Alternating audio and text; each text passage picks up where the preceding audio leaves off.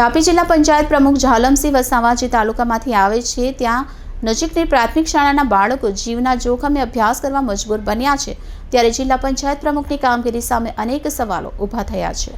દીવા તળે જંધારું હોય તેમ તાપી જિલ્લા પંચાયતના પ્રમુખ ઝાલમસિંહભાઈ વસાવા જે ઉત્સવ તાલુકામાંથી આવે છે તેના મુરાબાદ પ્રાથમિક શાળામાં માત્ર 3 ઓરડામાં ધોરણ 1 થી 8 સુધીના બાળકો ઘેટા બકરાની જેમ અભ્યાસ કરવામાં મજબૂર બન્યા છે અને હદ તો ત્યારે થાય છે જ્યારે 3 માંથી 2 ઓરડા તો જર્જરિત જ છે। તાપી જિલ્લામાં પ્રાથમિક શિક્ષણનો પાયો દિવસે ને દિવસે કથળી રહ્યો હોય એમ એની કથળેલી રહેલી સુવિધાઓ જોઈને માલુમ પડે છે। દર મહિને 15 દિવસે કોઈકને કોઈ પ્રાથમિક શાળા વિરુદ્ધ વાલીઓ દ્વારા આવેદનપત્ર આપવામાં આવી રહ્યા છે ત્યારે નુરાબાદ પ્રાથમિક શાળામાં આજથી 1.5 વર્ષ પહેલા જે ઓરડાઓનું ખાતમુહૂર્ત કરવામાં આવ્યું એ હજી સુધી એનું કામ કેમ શરૂ કરવામાં આવ્યું નથી તે મોટો સવાલ। સરકારી અધિકારીઓ અને સરકારી કોન્ટ્રાક્ટરોને માત્ર જાડી મલાઈ મળે તેવા જ કામ કરવામાં અને કરવામાં રસ છે એવું તો નથી ને।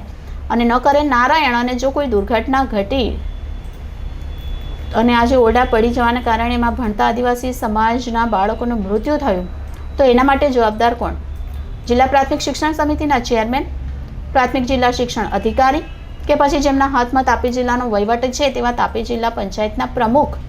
જાગૃત નાગરિકો દ્વારા આવેદનપત્ર આપ્યા બાદ હવે ક્યારે અહીં પ્રાથમિક ઓરડાઓનું કામ શરૂ કરવામાં આવે છે તે જોવું રહ્યું કે પછી વાલીઓએ શાળાના તાળાબંધી કરવી પડશે ત્યારે તંત્રની આંખ ખુલશે આવનાર સમય જ બતાવશે।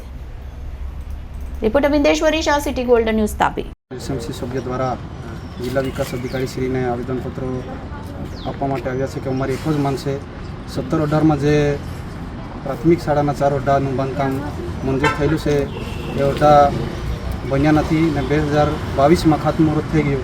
ખાતમુહૂર્ત થયા છતાં ઓરડા સુધી બન્યા નથી।